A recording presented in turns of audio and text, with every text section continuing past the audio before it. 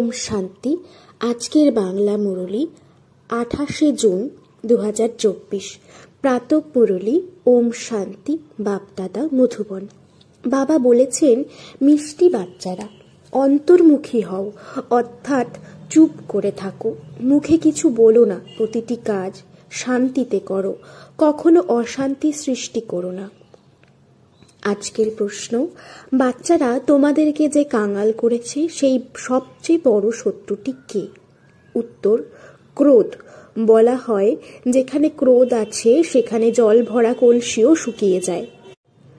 ভারত রূপী কলস যে হীরে জহরত দিয়ে ভরা ছিল, সেসব এই ক্রোধ রূপী ভূতের জন্য খালি হয়েছে। এই বিকার রূপী ভূতেরাই তোমাদের কাঙাল করেছে। ক্রোধী মানুষ নিজেও পোড়ে, অন্যদেরও পোড়ায়। তাই এখন এই ভূতকে অন্তর্মুখী হয়ে বাইরে বের করো। ওম শান্তি। বাবা বাচ্চাদের বোঝান, মিষ্টি বাচ্চারা, অন্তর্মুখী হও।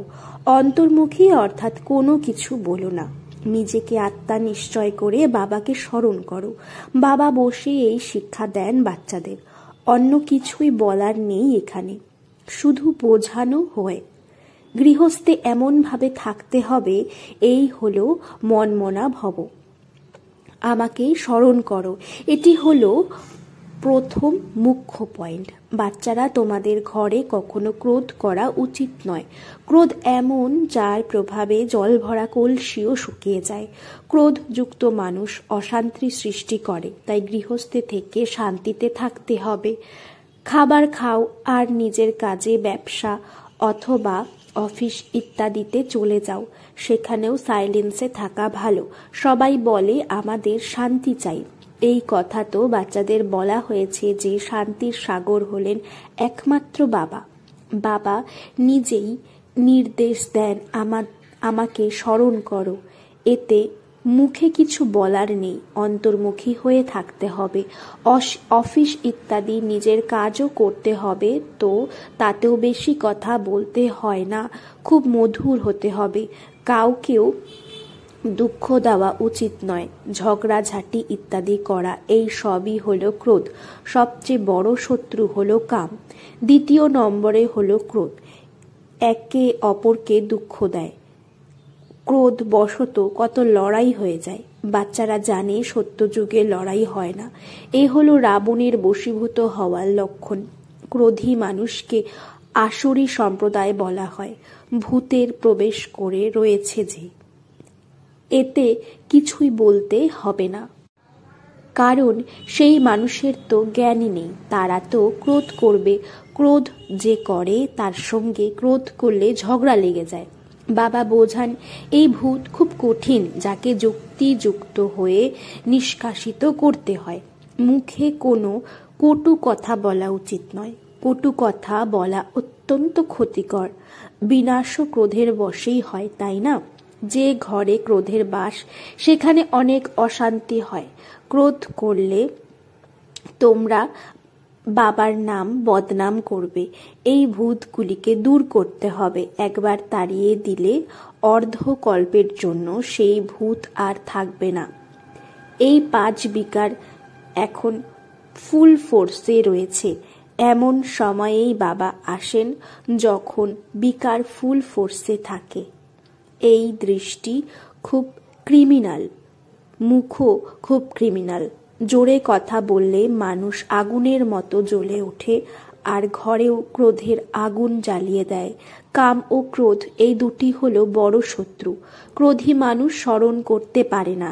যে স্মরণ করবে সদা শান্তিতে থাকবে। নিজের মনকে প্রশ্ন করা উচিত, আমার মধ্যে কোনো ভূত নেই তো?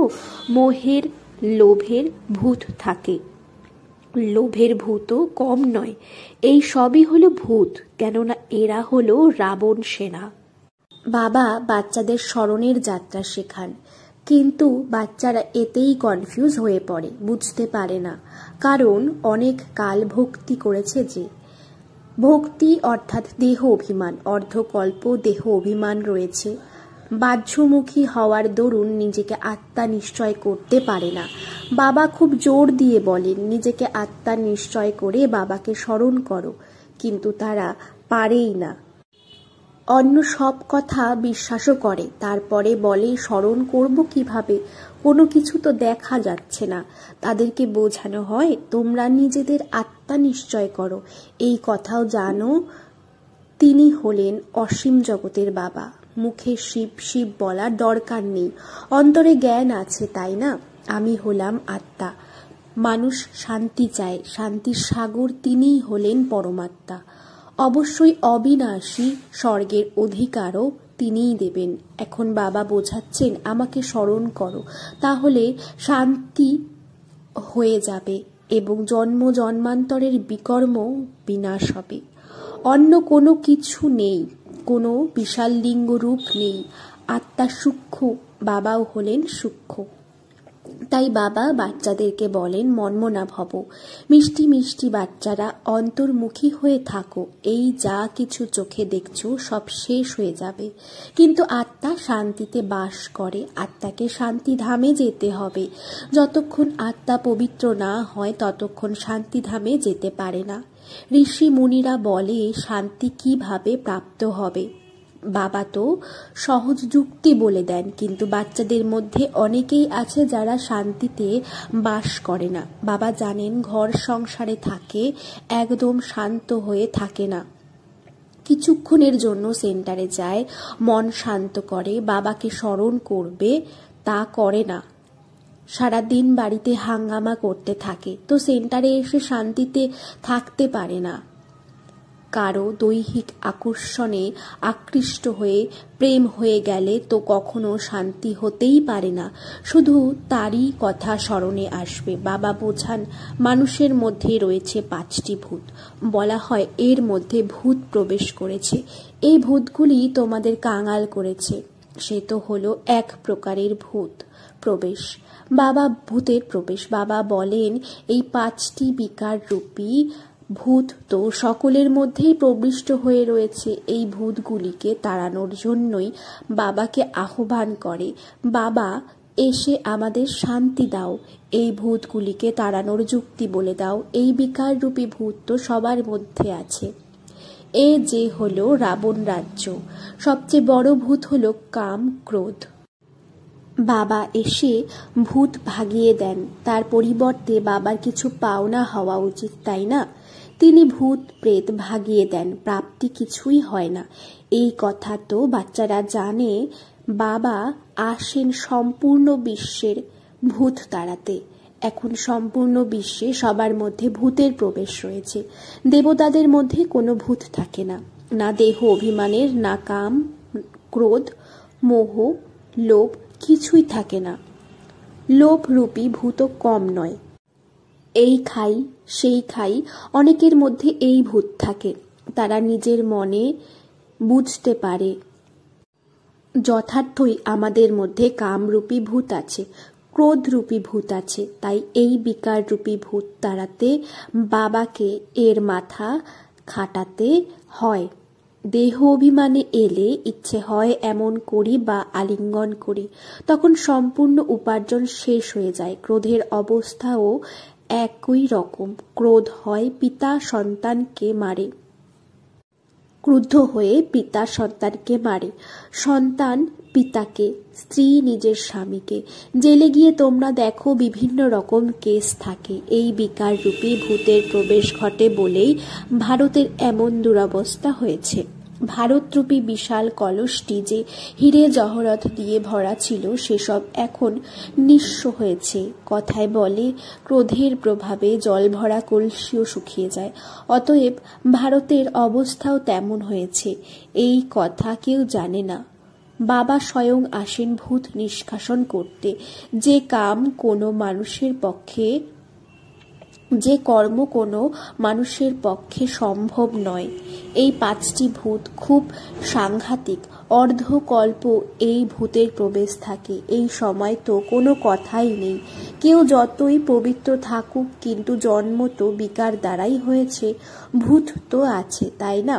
5টি ভূত ভারতকে একেবারে কাঙাল করেছে। ড্রামা কিরকম তৈরি করা হয়েছে, যা বাবা বসে বোঝাচ্ছেন। ভারত কাঙাল হয়েছে, বিদেশ থেকে ঋণ নিতে হচ্ছে। ভারতের জন্যই বাবা বোঝান। এখন বাচ্চারা, তোমরা এই পড়াশোনা করে কত কত ধন প্রাপ্ত করো। এ হলো অবিনাশী পাঠ, যা অবিনাশী বাবা পড়ান। ভক্তিমার্গে কত সামগ্রী আছে। ব্রহ্মা বাবা শৈশব থেকে গীতা পাঠ করতেন এবং নারায়ণের পূজা করতেন। যদিও তিনি বুঝতেন না আমি আত্মা, তিনি আমাদের পিতা, এই সব কথার বোধ ছিল না। তাই প্রশ্ন করে কিভাবে স্মরণ করব। আরে তোমরা তো ভক্তি মার্গে স্মরণ করেছ। হে ভগবান, এসো উদ্ধার করো, আমাদের গাইড হও। গাইডেন্স লাভ হয় মুক্তি, জীবন মুক্তির জন্য। বাবা এই পুরানো দুনিয়ার প্রতি ঘৃণা ধরিয়ে দেন। এই সময় সবার আত্মা কালিমা যুক্ত বা অসুন্দর হয়ে আছে, তাহলে তাদের সুন্দর দেহ প্রাপ্ত হবে কিভাবে? যতই গায়ের রং ফর্সা হোক, কিন্তু আত্মা তো কালো, তাই না? যাদের সুন্দর ফর্সা শরীর থাকে তাদের নিজের সৌন্দর্যের অনেক নেশা থাকে। মানুষ এই কথা জানতে পারে না যে আত্মা সুন্দর কিভাবে হয়, তাই তাদের বলা হয় নাস্তিক, অর্থাৎ ঈশ্বরে অবিশ্বাসী। যারা নিজের পিতা, রচয়িতা এবং রচনার কথা জানেন না, তারা হলো ঈশ্বরে অবিশ্বাসী। যারা জানে তারা হলো ঈশ্বরে বিশ্বাসী। বাচ্চারা, বাবা বসে কত ভালোভাবে তোমাদের বোঝান। প্রত্যেকে নিজেকে প্রশ্ন করো, আমাদের মধ্যে কতখানি পরিচ্ছন্নতা আছে, কতখানি আমরা নিজের আত্মা নিশ্চয় করে বাবাকে স্মরণ করি। স্মরণের শক্তির দ্বারাই রাবণকে জয় করতে হবে। এর জন্য শরীরের শক্তিশালী হওয়ার ব্যাপার নেই। এই সময় সবচেয়ে শক্তিশালী রাষ্ট্র হলো আমেরিকা, কারণ তাদের কাছে ধন সম্পদ, বারুদ ইত্যাদি অনেক আছে, অর্থাৎ শক্তি হয়ে গেল পার্থিব। মৃত্যুর জন্য জড়ো করা। বাচ্চাদের বুদ্ধিতে রয়েছে আমরা বিজয়ী হব। তোমাদের তো হলো রুহানি শক্তি বা আধ্যাত্মিক শক্তি। তোমরা জয় লাভ করো রাবণের উপরে, যার দ্বারা তোমরা বিশ্বের মালিক হও। তোমাদের উপরে কেউ জয় লাভ করতে পারে না। অর্ধকল্পের জন্য কেউ ছিনিয়ে নিতে পারবে না এবং অন্য কেউ বাবার অবিনাশী উত্তরাধিকার প্রাপ্ত করতে পারে না। তোমরা কি স্বরূপ ধারণ করো সেই দিয়ে একটু বিচার করো। বাবাকে তো খুব ভালোবাসে, স্মরণ করতে হবে এবং সদর্শন চক্রধারী হতে হবে। তারা ভাবে সদর্শন চক্র দিয়ে বিষ্ণু সকলের মাথা কেটেছিলেন, কিন্তু এখানে হিংসার কোনো কথাই নেই। সুতরাং মিষ্টি মিষ্টি বাচ্চাদের বাবা বলেন, মিষ্টি বাচ্চারা, তোমরা কি ছিলে, এখন নিজের অবস্থা তো দেখো। তোমরা যতই ভক্তি ইত্যাদি করেছিলে, কিন্তু ভূত তাড়াতে পারোনি। এখন অন্তর্মুখী হয়ে দেখো, আমাদের মধ্যে কোনো ভূত আছে কি? কারো প্রতি মোহ রাখলে বা আঁকড়ে থাকো, তাহলে বুঝে নিও যা কিছু উপার্জন জমা হয়েছিল সব শূন্য হয়ে গেল। তাদের মুখ দর্শন করতেও বাবার ভালো লাগবে না। তারা তো যেন অস্পৃশ্য হয়ে গেল, স্বচ্ছ নয়। তারা বিবেকের দংশন হতে থাকবে। যথার্থ আমি অস্পৃশ্য। বাবা বলেন, দেহ সহ সব কিছু ভুলে যাও, নিজেকে আত্মা নিশ্চয় করো। এই অবস্থায় স্থির হয়ে থাকলে তোমরা দেবতা হবে। সুতরাং কোনো ভূতের আগমন হওয়া উচিত নয়। বাবা বোঝাতে থাকেন, নিজের চেকিং করো। অনেকের মধ্যে ক্রোধের বিকার আছে, গালাগালি না করে থাকতে পারে না, তারপরে ঝগড়া চলতে থাকে। ক্রোধ তো খুব খারাপ। ভূত তাড়িয়ে একদম ক্লিয়ার হতে হবে। শরীরের কথা যেন স্মরণে না আসে, তবেই উচ্চ পদের অধিকারী হতে পারবে। তাই 8 রত্নের কথা প্রসিদ্ধ আছে।